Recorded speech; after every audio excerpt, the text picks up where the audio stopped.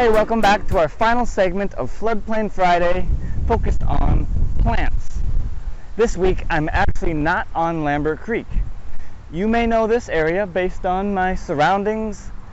This is actually a drainage ditch, or a swale, just off of Highway 61, north of County Road E.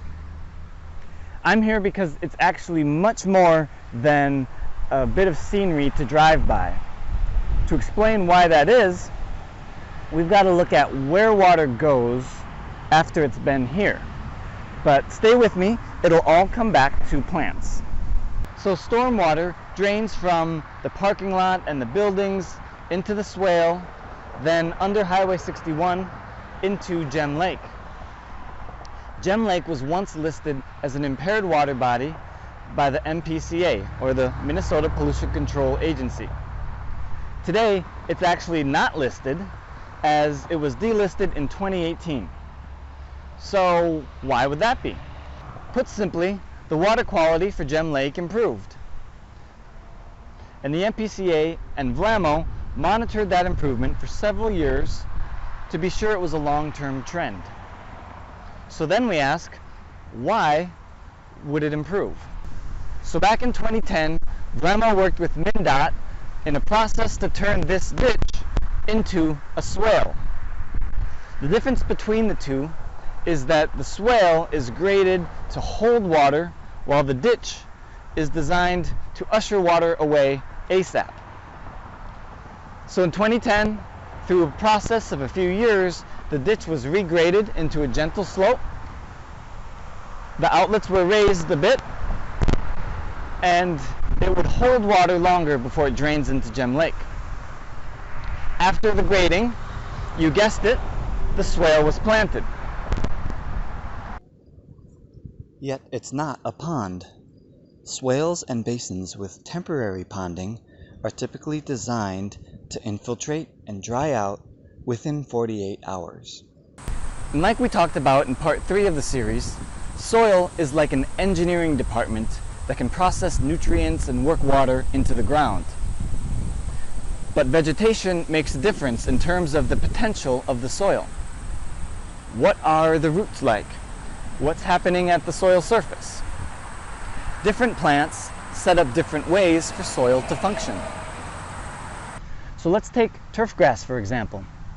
It looks nice, it's predictable, it follows the usual maintenance routine of mowing, but it creates a sort of mat on the surface and has a shallow root system. Once this mat is saturated, it can generate runoff similar to pavement. Whether running off of pavement or grass, water will pick up whatever is on the surface free floating. In contrast, let's look at longer perennial vegetation, such as a native planting or a prairie like this. From the surface level, there's obviously more density and structure. It looks more like the rough of a golf course than it does the fairway, which can be a different mindset in terms of lawns and roadsides. And it does require a different type of maintenance. Let's look at it from a side angle. Starting with grass roots, a basic cover protects the soil. But like we mentioned earlier, turf grass alone isn't the best cover. For turf maintenance, VLAMO recommends a mowing height of 3 inches to prevent sun and wind from creating a hard crust on the surface, and to get the most out of surface cover, root depth, and thus moisture retention. More height to the vegetation boosts the absorptive capacity, slows velocity, and catches more sediment. The same goes for ground covers. Notice that trees help absorb the energy of falling rain, but trees alone don't provide a direct ground cover at the surface. This becomes more sensitive on a slope, such as a shoreline. If vegetation has roots that don't just protect the surface soil, but also stabilizes and ties soil layers together, it's a big bonus for soil health. Lastly, higher standing vegetation naturally does more for evapotranspiration, putting water back up into the atmosphere. So whether rain ends up down underground, travels along the surface underground, or goes up into the atmosphere, healthy and robust vegetation means just a little more water spared from surface runoff. Less runoff is just a little less stress on a floodplain. So in a prairie like this, there's a whole network buzzing between soil and plant roots. Roots are great at providing a place for fungi and beneficial bacteria to hang out and, chill. And the deeper the roots, the more potential the soil has for its busy engineering work. Roots also grow and die off, which is why perennial plants are so neat, because what's happening above ground is happening below ground as the same plants come back every year.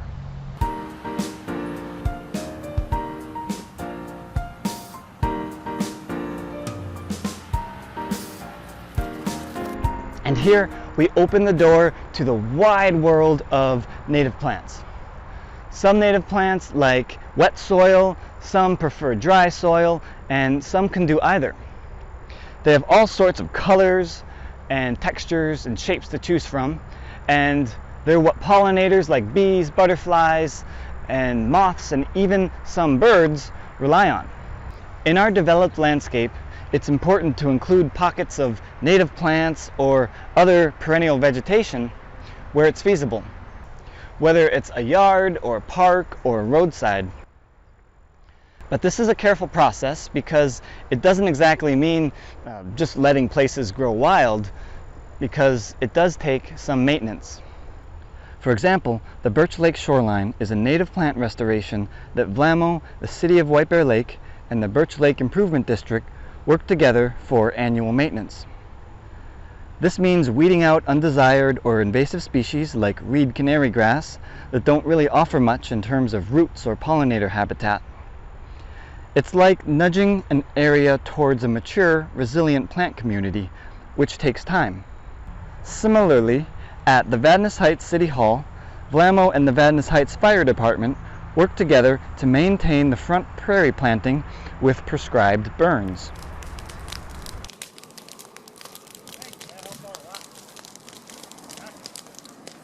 So native plants bounce back and even thrive with these burns, while weedy species or tree saplings tend to fizzle out.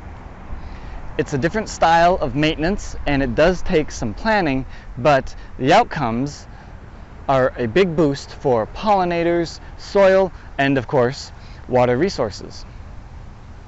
So now we circle back to the Lambert Lake Pond, where native plants will be a part of the meander restoration. Currently, dense cattails and Phragmites grass dominate the area, and they're so dense that they can resist water and sediment, leaving it all up to the creek to carry it and hold it. While dense vegetation was a good thing in an upland area back at the Gem Lake Swale, too much density in the floodplain isn't really a good thing. So the plant selection will match that need. This means plants that can be inundated with water for days or weeks, and plants that don't overcrowd the banks of the creek like Phragmites does.